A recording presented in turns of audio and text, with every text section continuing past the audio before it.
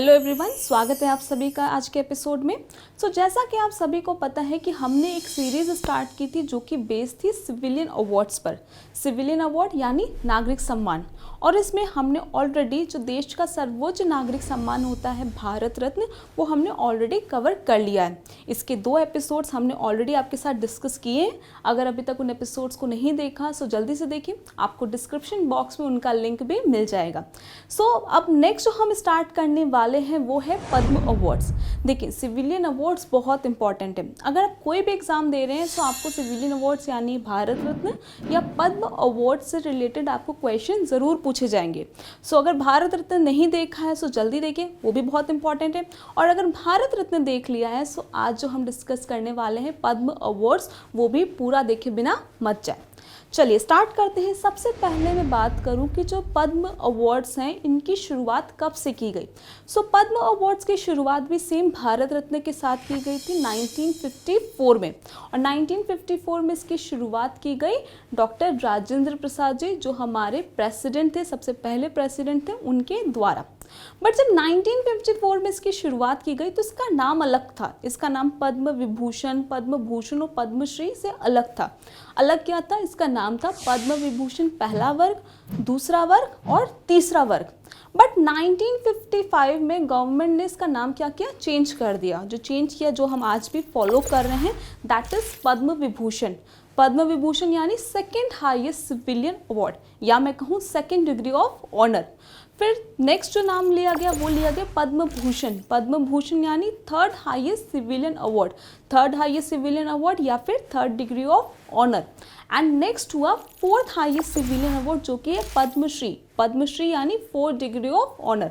1955 से इसका नाम इस तरह से बदल दिया गया, जो आज भी हम क्या कर रहे हैं, सेम एज ही फॉलो कर रहे हैं। अब जब 1954 में इस अवार्ड की शुरुआत हुई तो कोई ऐसा स्पेसिफिक फील्ड या क्षेत्र नहीं था। कोई ऐसा नहीं था कि इसी फील्ड के पर्सन्स एलिजिबल हैं। कहा गया कोई भी पर्सन किसी भी फील्ड का हो, उसने अगर कोई महान कार्य किए हैं या कोई विशेष उपलब्धियां हासिल की हैं तो वो सभी इस अवार्ड के पाने के लिए क्या है, एलिजिबल हैं। फॉर एग्जाम्पल, वो पर्सन हो सकता है आर्ट से रिलेटेड, वो हो सकता है साइंस से रिलेटेड, वो हो सकता है लिटरेचर से रिलेटेड, वो हो सकता है पब्लिक अफेयर्स से रिलेटेड, सोशल सर्विस से रिलेटेड, मतलब कोई भी फील्ड हो सकता है। लेकिन इसमें भी एक छोटा सा प्रोविजन है। प्रोविजन क्या है कि जो लोग रिलेटेड हैं पीएसयू यानी public sector undertaking, except doctor, except scientist, वो लोग इस अवार्ड के लिए एलिजिबल नहीं है। मतलब जितने भी लोग पीएसयू से रिलेटेड हैं except doctor and scientist, they are not eligible for this award. अब क्या फॉरेनर्स या मैं कहूँ जो भारत के नागरिक नहीं हैं, क्या वो इस अवार्ड को पाने के लिए एलिजिबल हैं? जी हाँ, बिल्कुल है। मान लें वो भारत के नागरिक नहीं हैं बट उन्होंने भारत के लिए बहुत महान कार्य किए, विशेष सेवाएं दी हों, तो वो सभी भी क्या है, इस अवार्ड को पाने के लिए एलिजिबल हैं। ज़रूरी नहीं कि सिर्फ भारत के नागरिक ही हों, फॉरेनर्स भी इस अवार्ड को पाने के लिए एलिजिबल हैं, पर उन्होंने देश के लिए कोई सेवा की हो। और दूसरा क्लॉज जो आता है वो आता है, क्या मरणोपरांत हम इस अवार्ड को सम्मानित कर सकते हैं? जी हाँ, कर सकते हैं। मान लें किसी ने बहुत विशेष कार्य किया, महान उपलब्धियां हासिल की हो, बट उनका स्वर्गवास हो गया, उनकी मृत्यु हो गई, हम उनको क्या कर सकते हैं, मरणोपरांत यानी पोस्ट्यूमसली भी हम क्या कर सकते हैं, इस अवार्ड से उनको सम्मानित कर सकते हैं। अब नेक्स्ट जो आता है वो ये आता है कि इस अवार्ड्स को हम अनाउंस कब करते हैं। Basically these awards are announced on the eve of Republic Day. लेकिन जो इसका सेरेमनी होता है वो होता है मार्च या फिर अप्रैल मंथ में। और जब इस अवार्ड को दिया जाता है वो किसके द्वारा दिया जाता है? वो दिया जाता है हमारे जो प्रेसिडेंट हैं, जैसे जो करंट के प्रेसिडेंट होंगे उनके द्वारा ये अवार्ड से क्या किया जाता है, लोगों को सम्मानित। और साथ ही साथ दिया जाता है उनको एक सर्टिफिकेट। उस सर्टिफिकेट पे क्या होता है, हमारे प्रेसिडेंट का क्या होता है, सिग्नेचर होता है। और साथ ही साथ जो अवार्डीज होते हैं उनका नाम पब्लिश किया जाता है gazette of India on the ceremony day. अब क्या इस अवार्ड के साथ कोई कैश अलाउंसेस मिलता है या कोई कंसेशन मिलता है? ऐसा कुछ भी नहीं है। किसी तरीके का कोई कैश अलाउंसेस नहीं मिलता और ना ही कोई कंसेशन मिलता है रेल या फिर एयर टिकट में। ये सब पॉइंट्स आप अच्छे से नोट करते जाएं क्योंकि आपको एग्जाम में यही छोटे छोटे पॉइंट्स से क्वेश्चन आएंगे। अब अगर मैं नेक्स्ट बात करूं, जो नेक्स्ट है कि अगर मान ली कोई पर्सन है उसको पद्म भूषण से सम्मानित किया गया, तो क्या वो सेम पर्सन को हम पद्म विभूषण से भी सम्मानित कर सकते हैं? हाँ, कर सकते हैं, लेकिन इसमें एक छोटा सा क्लॉज है। क्लॉज ये है कि सपोज कोई पर्सन है, उसको पद्मश्री से सम्मानित किया गया या पद्म भूषण से सम्मानित किया, और उसको हमें हाईएस्ट डिग्री ऑफ ऑनर देना है, मतलब जो next highest degree of honour देना है। मान लें किसी पर्सन को पद्मश्री से किया गया, उसको पद्म भूषण से सम्मानित करना हो, या किसी को पद्म भूषण से किया गया, उसको पद्म विभूषण से सम्मानित करना हो। सो उसमें क्या होना चाहिए, बीच में कम से कम 5 साल का गैप होना चाहिए।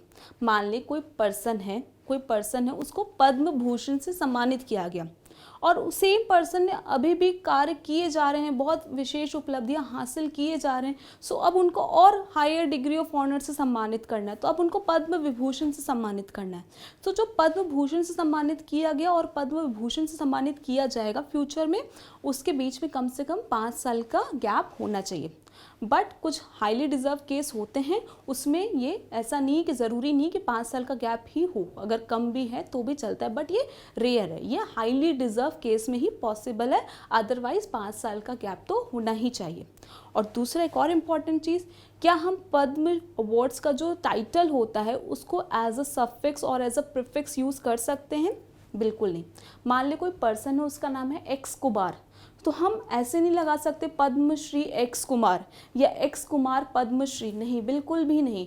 आप एज अ प्रीफिक्स और सफिक्स यूज़ नहीं कर सकते, किसी तरीके के पोस्टर्स पे नहीं, किसी तरीके के इनविटेशन कार्ड पे नहीं, किसी तरह के लेटर हेड पे आप इसको यूज़ नहीं कर सकते। अगर आप करेंगे सो गवर्नमेंट कोई स्ट्रिक्ट एक्शन आपके अगेंस्ट ले सकती है। अब बात करते हैं कि जो पद्म अवार्ड से सम्मानित लोग होते हैं, इनके नामों का चयन कौन करता है, कौन नाम प्रपोज करता है, फाइनल अप्रूवल किसका होता है? तो इन सब के लिए क्या होता है, जो प्राइम मिनिस्टर होते हैं वो एक पद्म अवार्ड्स कमेटी कंस्टिट्यूट करते हैं, which is headed by cabinet secretary, जो कि इंक्लूड करता है होम सेक्रेटरी को, secretary to president and 4 to 6 eminent person. और इसमें नॉमिनेशन कौन दे सकता है? इसमें नॉमिनेशन दे सकते हैं सेंट्रल, स्टेट या फिर यूनियन टेरिटरी गवर्नमेंट या ministries, department of government of India या मेंबर्स ऑफ पार्लियामेंट या फिर चीफ मिनिस्टर्स या फिर गवर्नर्स ऑफ स्टेट, या हो सकता है जो भारत रत्न से सम्मानित लोग हैं या पद्म विभूषण से सम्मानित लोग हैं पहले के, वो भी इसमें नाम चयन दे सकते हैं। इसके अलावा इंस्टीट्यूट ऑफ एक्सीलेंस एक्सेट्रा, तो ये सभी क्या कर सकते हैं, नॉमिनेशन दे सकते हैं, लेकिन फाइनल जो अप्रूवल होता है वो होता है प्राइम मिनिस्टर का और प्रेसिडेंट का। बट 2015 में गवर्नमेंट ने इसमें मॉडिफिकेशन कर दिया, इसको कंप्लीट ट्रांसपेरेंट कर दिया। अब क्या हो सकता है, अब कोई भी, आप या मैं, कोई भी आम नागरिक देश का, वो क्या कर सकता है, पद्म अवार्ड के लिए नाम प्रपोज कर सकता है, नॉमिनेशन डाल सकता है। और कैसे डाल सकता है? ऑनलाइन। आप क्या कर सकते हैं, आप किसी का भी ऑनलाइन नाम प्रपोज कर सकते हैं। और चूंकि एक ऑनलाइन प्रपोजल है तो इसका मतलब आप सेल्फ नॉमिनेट भी कर सकते हैं खुद को। मतलब सपोज आपको ऐसा लगता है कि आपने बड़ी विशेष उपलब्धियां हासिल की हैं, आपने बहुत महान कार्य किया है, तो आप खुद को भी क्या कर सकते हैं, नॉमिनेट कर सकते हैं। आपके आस पड़ोस में कोई ऐसा पर्सन है जिसको आप बहुत समय से देख रहे हैं कि वो देश के लिए सेवा किया जा रहा है, वो जिस भी फील्ड में उसके लिए विशेष कार्य किया जा रहा है, तो आप उस पर्सन का भी नाम प्रपोज कर सकते हैं, ऑनलाइन नॉमिनेट कर सकते हैं। एंड फाइनल अप्रूवल होता है प्रेसिडेंट और प्राइम मिनिस्टर का। अब जैसा कि आपको याद होगा कि जब मैंने भारत रत्न से रिलेटेड आपके साथ डिस्कशन किया था, तो मैंने आपको बताया था कि 2 बार ऐसा हुआ था कि भारत रत्न क्या हुआ था, सस्पेंड हुआ था। सेम उसी दौरान पद्म अवार्ड्स भी क्या थे, सस्पेंड हुए थे। मैं दोबारा वो सारी इन्फॉर्मेशन आपके साथ डिस्कस नहीं कर रही, अगर आपने वो एपिसोड देख रखा है तो आपको पता होगा, और अगर आपने अभी तक वो एपिसोड्स नहीं देखे सो अभी एपिसोड खत्म करने के बाद सबसे पहले जाएं और भारत रत्न से रिलेटेड दोनों एपिसोड ज़रूर देखें। सो आज का एपिसोड यहीं पर अंत करते हैं।